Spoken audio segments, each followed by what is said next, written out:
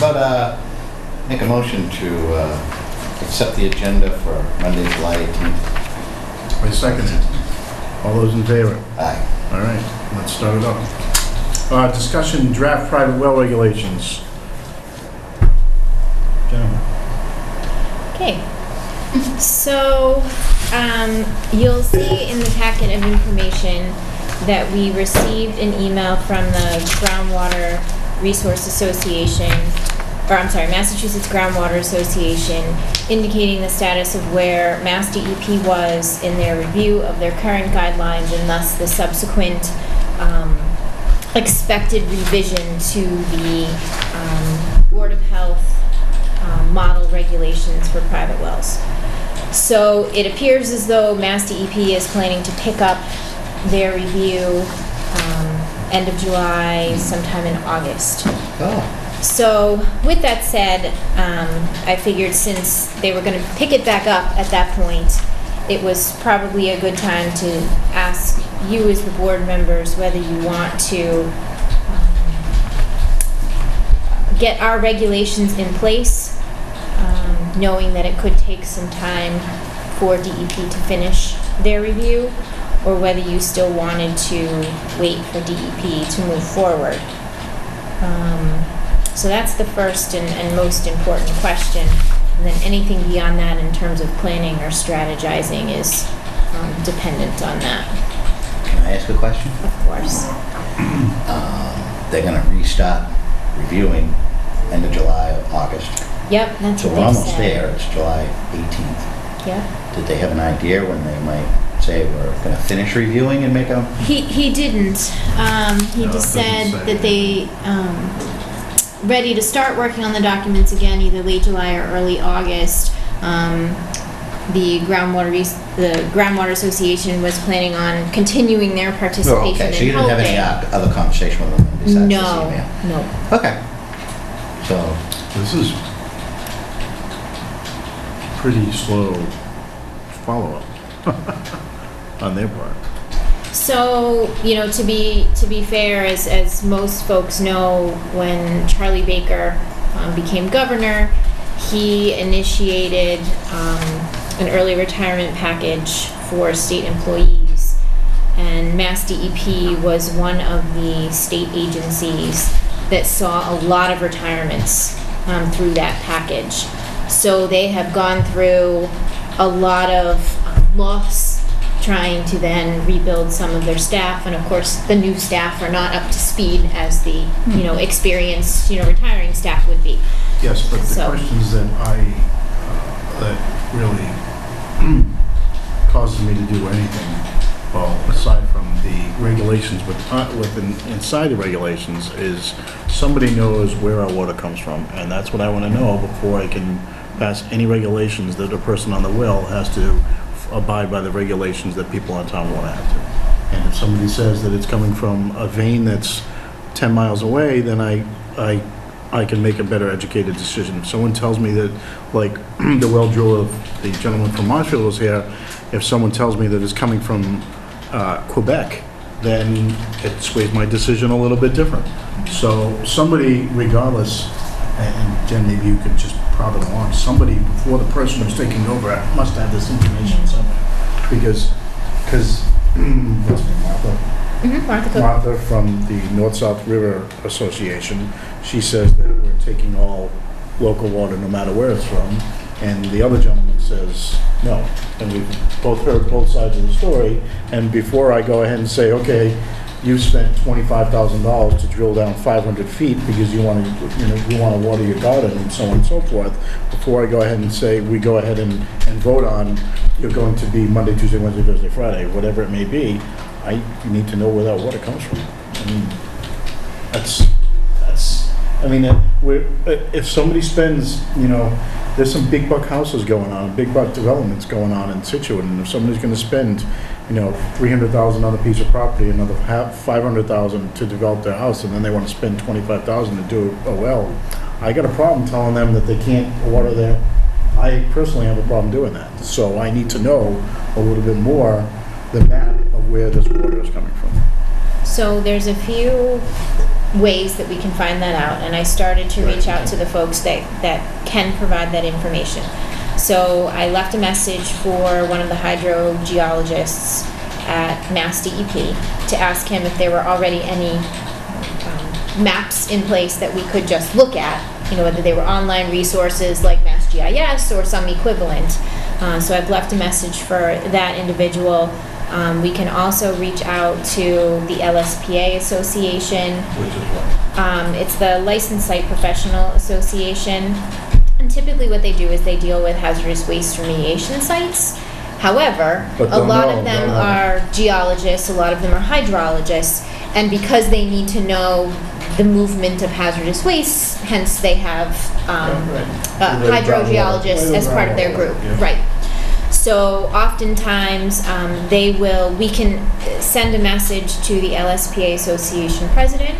They can send a message out to their members asking if anyone is willing to help the municipality with Project X. And it's a few hours of pro bono time that person would give the town to answer any questions. So that question could go out through the LSPA Association. The third way that we can get the information, and probably the most expedient, is the Massachusetts Groundwater Association in their initial email to local boards of health was, hey, guess what? Mass DEP is looking at their guidelines and then they're going to be revising model Board of Health regulations.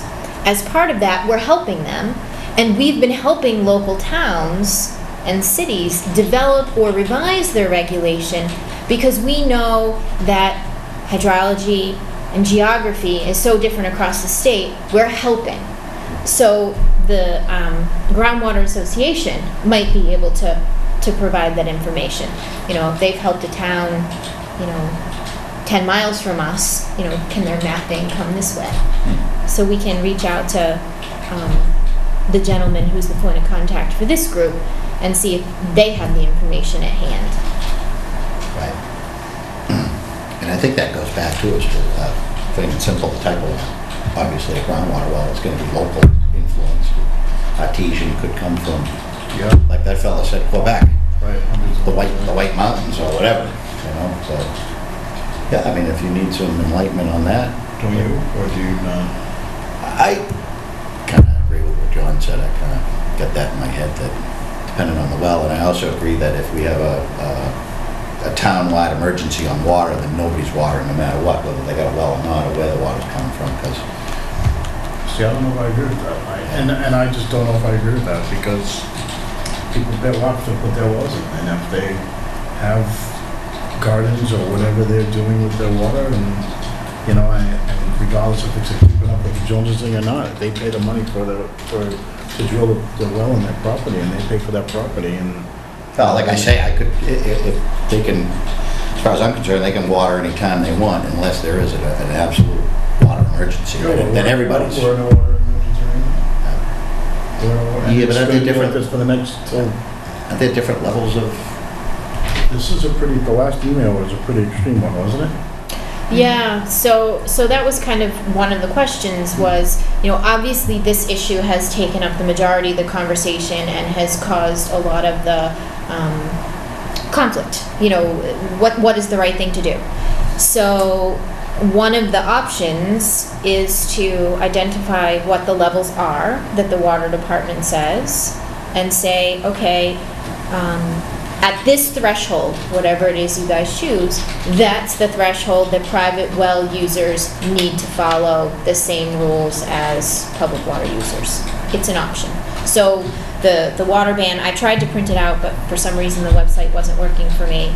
I tried to print out the specifics of the current water ban, and it is pretty limited, just like a lot of towns right now, where you basically can't do anything. You can't wash your cars, you can't water, with, except for, I think, handheld hoses at certain times of day.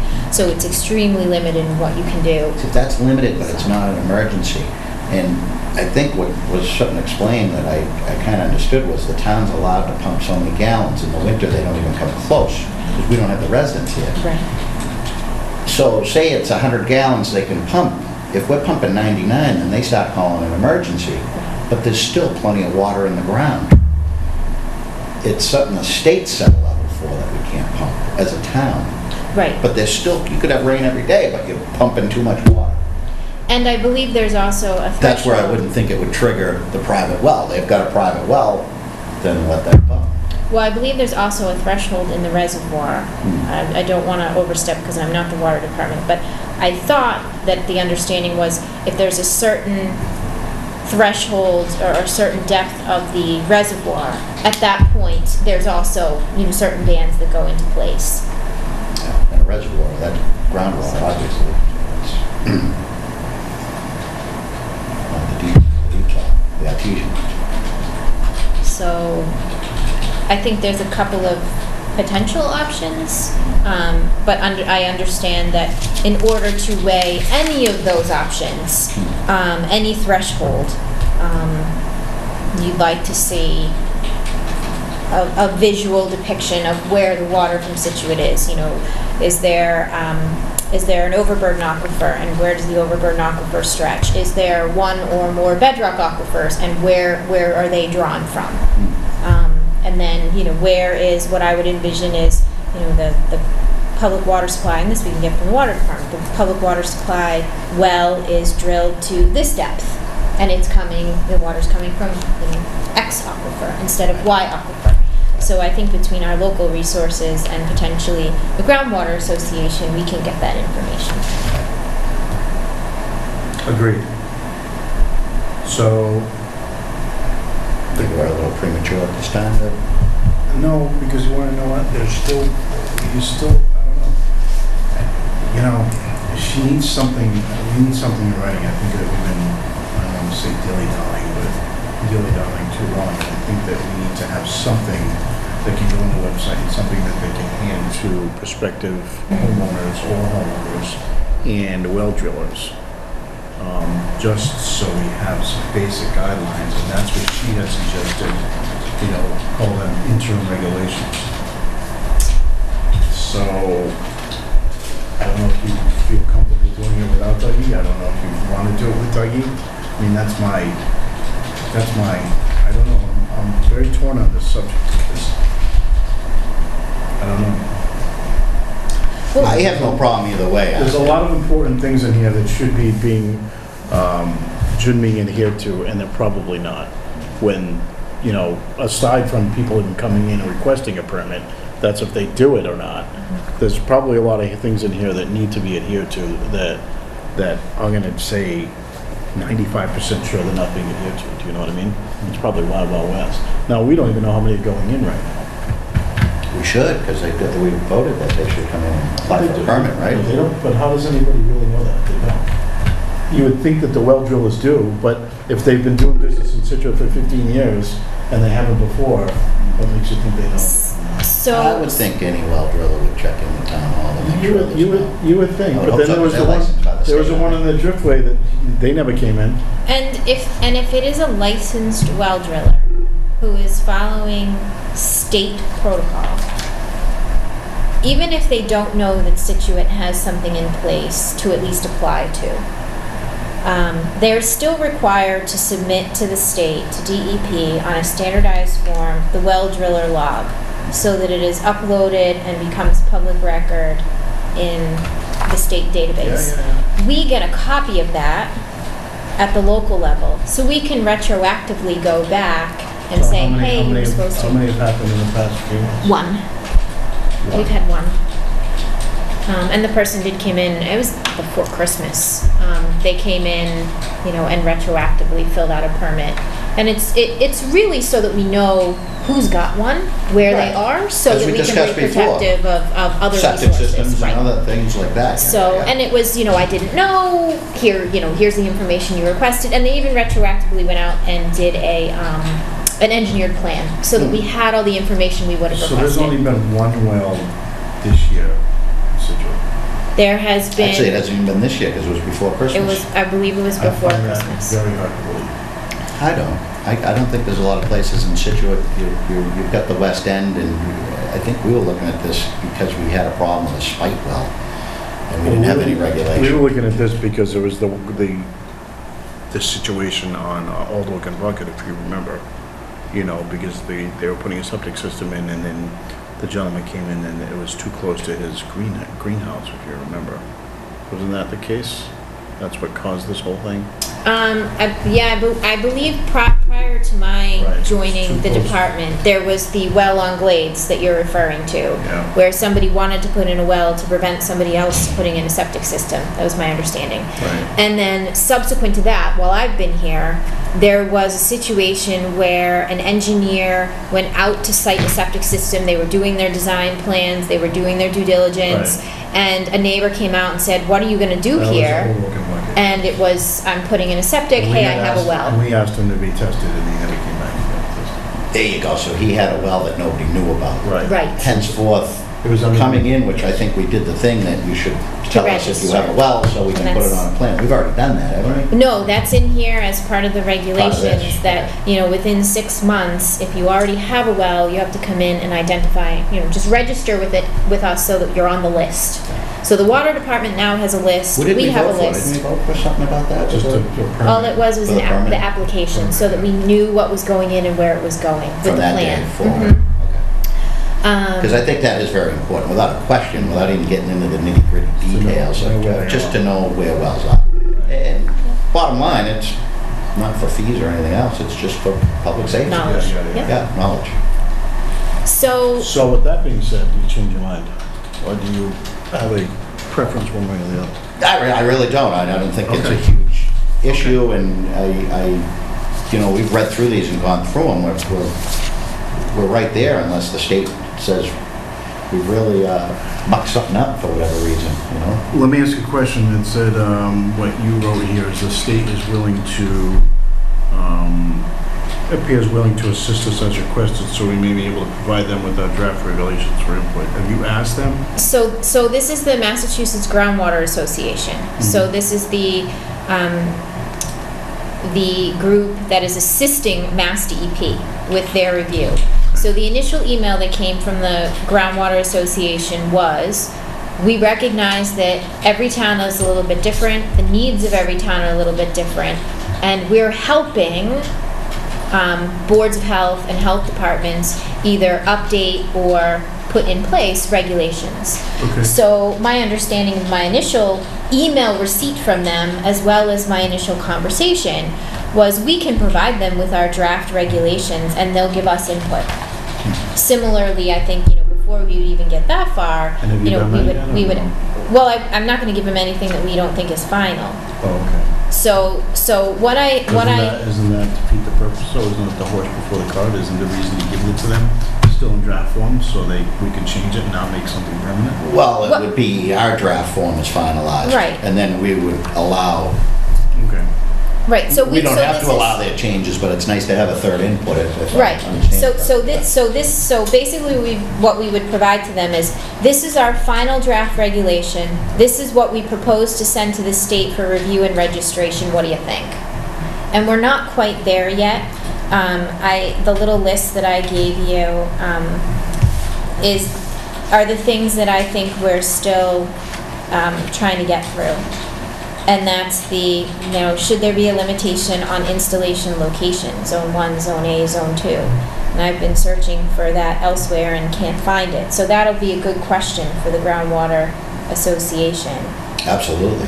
And then the second one, which is letter B in the list, is about the limitation on use. And I know you want to see from some entity or group of entities where the water's from, so I can get you that.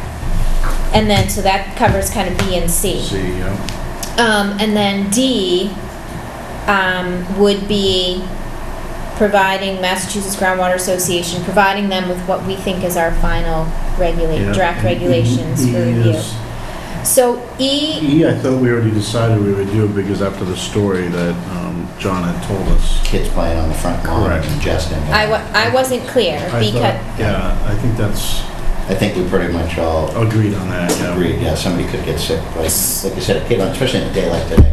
Oh, yeah. so that is a major revision to our draft regulations. So basically what we have right now is this is what you're required to sample for and meet for irrigation wells. this is what you're required to meet if you have a potable well. What was recommended by, or I shouldn't say not recommended by, what is being done in Pembroke is all wells must meet drinking water standards, regardless of whether you plan to use them for irrigation Right. or drinking water. Right. So if that's the case, our regulations change dramatically. So I was unclear as to whether that was a decision that had been made or whether it was something that you were considering, given the story that you had heard about the swimming pool. I don't think we ever voted on it, but I do remember I think the three of us were in agreement that it sounded like a good idea, especially that was a very, What kind of major revision are we talking about, Jim? So it takes out the distinction between what has to happen for an irrigation well, what has to happen for a potable well. It's all wells must meet drinking water setbacks, sampling in terms of the analytes and the frequency. That's not that big of a change. You think it is? It is a big change. It has a large ramification for users. It's a significant cost, which is not of my concern. Cost is Right. not my concern. But it does, to be truthful, it changes whether a well can be used or not.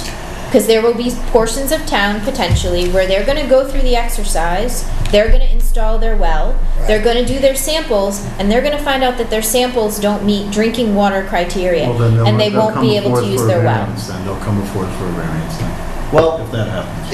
if, yeah, right, maybe, yeah, but is the concern,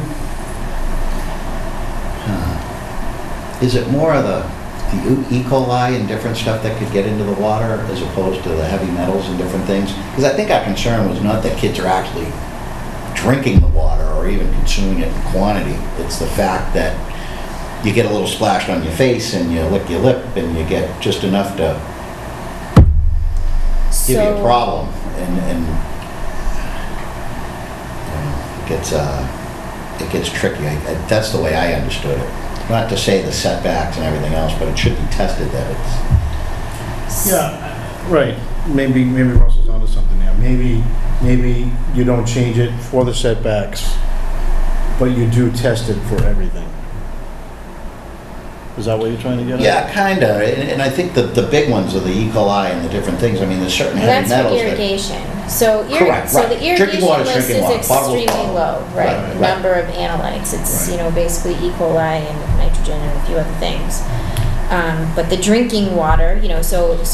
I think there's a difference there, because I don't think anybody on a sprinkler system, well, I don't know. You have Yeah. little kids running through, sprinkler systems, and I've had a few conversations with folks, so we have, of course, we see an uptick in applications coming in, and people have told us each and every single time, well, I've been thinking about it for a while, and now because we can't use, town water, we're gonna put in a well. right.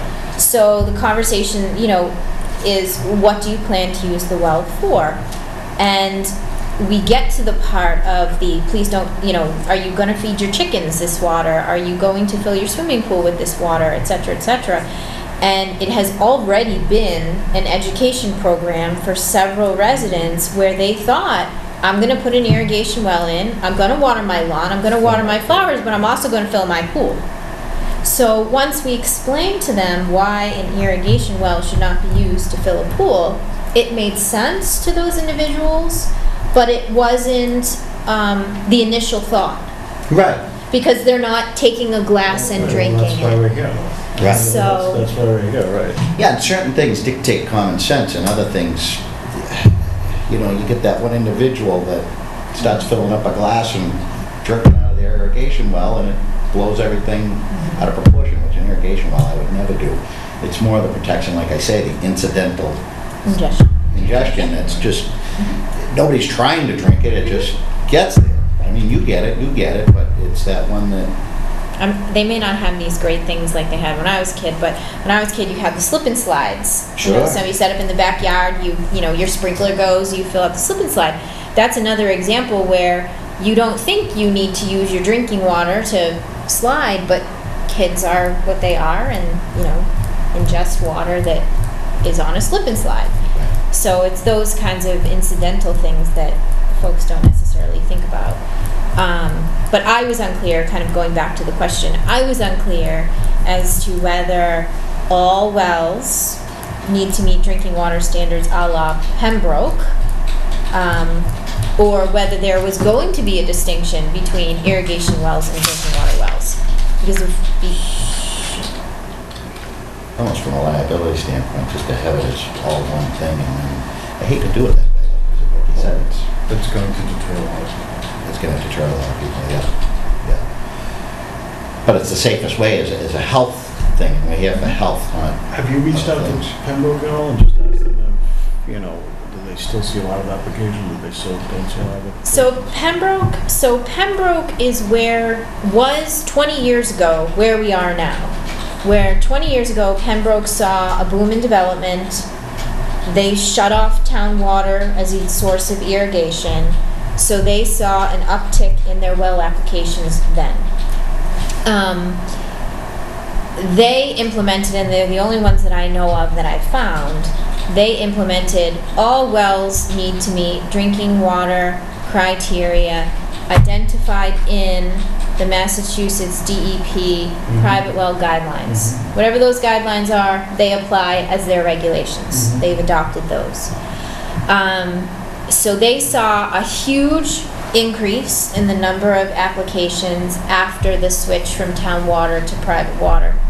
And then they just see kind of a steady stream now that, they don't have an uptick, they just have a steady base of applications, and now they're in the repair phase. Where certain wells are aging and they need to be repaired. So, Plus too, Pembroke 20 years ago was a lot more rural, so I bet you there was a lot of development where there was no public water. True. It's not rural So anymore. Jen, what would you like to see us do tonight?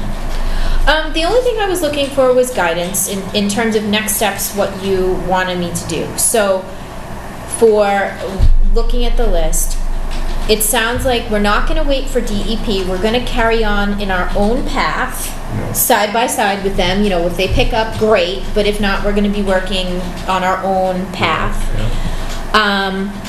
I will reach out to the Groundwater Association to discuss with them groundwater sources, limitation on installation locations, the aquifers, and there was one other thing that they could offer us. Location, use, and the maps. And then, so I can do all of that, and then I can revise the well regulations in like a track change format to show you what will change by making all wells have to meet drinking water criteria. So I can mark it up and show you the changes and then bring it back to you. I was even going to suggest, kicking that around, but if we passed our draft along as it is now, because we're pretty darn close, I think, there's a couple of points, but I understand they are major changes, but in the fact that we've gotten that far, they're really not, because we have path A and path B. Pretty damn close. And I wonder if we can not officially approve anything, but approve this draft to pass along and say, we're pretty comfortable with the highlights that you have spelled out here to say, hey, what do you guys think of this? This isn't our draft, but we're willing to change. What do you guys think about wells and how they should be defined? You mean reach out to the Groundwater Association? Yeah. With what we have now? With what we have We now. certainly can do that. With these and say, hey, the board is thinking about an irrigation well being treated as potable well. Is that crazy or is that a good idea? Based on the fact that Pembroke 20 years ago, a young girl got sick. And whatever their input is. So they're willing to come to a meeting too. The Groundwater Association is willing to come to a meeting. I don't think it needs to and do go over that. That's fine. I just don't. Actually, it's not a bad idea to give it to them and let them review it. And then if they want to come to a meeting in 2 weeks or a month, then we hear it right from the I don't know, supposed to mouth an all right thing to say. It's a state association, though. Nothing happens fast, that's the thing. Well, you don't know. Well, so these two entities are different. So Mass DEP is working on the model regulations and the guidelines, which are based on each other. The Groundwater Association is helping DEP when DEP wants help. As a separate task, they have been and continue to help local boards and towns with their regulations. So they can be separate but sideways paths. Okay, so maybe we could do that, maybe we could. I can do that. I mean, we got a nice education from the well drillers. It would be interesting to hear from the other Sure. side too. And, every piece of information. Right, and I don't want to dismiss what Martha says. I do dismiss the fact that only one of the town, Middleton, in the middle of nowhere, has the same regulations as when they turn off, when you're not allowed to use town water. So I think Middleton just doesn't compute to me at all, because it's in the middle of nowhere. So Middleton had a bylaw that indicated private well users must follow the same rules as public well Right. users.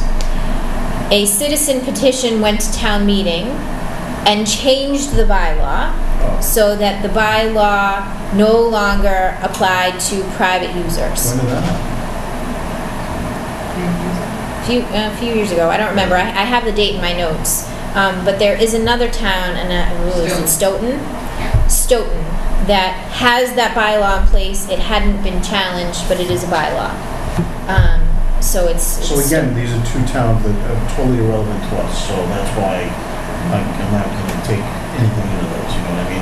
The Middleton's in the middle of nowhere, and Stoughton's in a town too, so it doesn't have any bearing on us, to be honest with you, because they all have different circumstances than we do. Right. So, And that's where I think the Groundwater Association says they can be helpful, because they are I statewide. know. So if Russell and I pass a motion to pass these along, to forward these to the next level for you to give to the Groundwater Association, and then take it from there and say, you write a nice email like you do, say this is what our board's planning on doing. And these are the suggestions. Guidance on, XYZ bullet point here, Sure. we go from there. Yeah, I can absolutely reach out to them this week. I love it and do because I that. think we've got an awesome draft, and I think there are a few finite points that need to be addressed, and we've got people willing to help us. And I think, All right, so like you said, there was one application in last I year. just can't believe That that. was- I can't believe with all the development and everything, and people, like you said, complaining about the water bills, if there's only been one well. Well, we've received several applications. So what you had So asked, what's happened after the applications? what? What's happened after the applications? They sit in a drawer and wait to be built. We So haven't, people aren't following through with them that we know of? not as of yet. So we've seen, we have half a dozen. I think we have 6 total That's, permits issued. yeah, We have 3 right now that are complete and in review. We have 1 that's incomplete and awaiting review. So we have a grand total of 10 at some point in the queue from the time we started this until now. And so far, none of them have been installed. Some of them are new houses that are just Right. going in, so it's kind of part of the process. But we've had 10. We've had a lot of inquiries. We yeah. did find out when the one on Rich's work. That gentleman I called, he was looking for the paper. It's never done.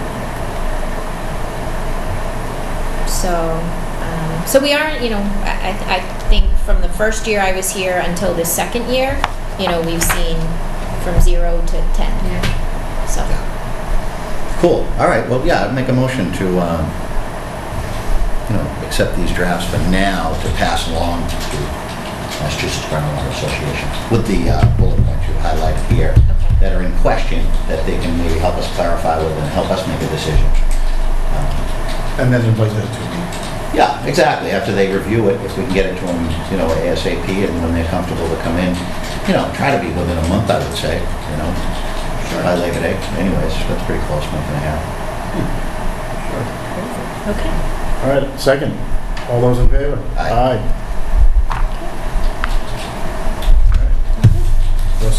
ASAP, so ASAP, Jen. All right, get it out this week. All right, other business administrative invoice approvals, we have none to sign, so, and then meeting minutes approvals. So we have 2 sets of minutes here. And one we can vote on and one we cannot. And that would be March 28th. Are these the ones you sent to us? I don't remember if I read these or not. Take a gander at those. Sure. And these we cannot because Dougie is not here.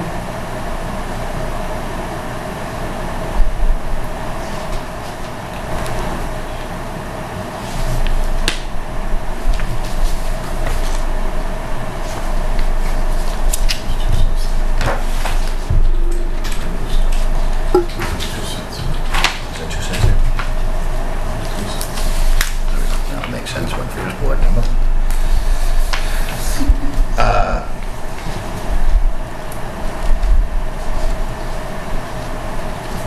Question, beaches were all set this week? Last week. Oh, yeah, not this Beaches were all week. set last week. Yeah, 'cause they test on Samples Tuesday. tomorrow. Yep, samples tomorrow. Any scuttlebutt on the shark sightings?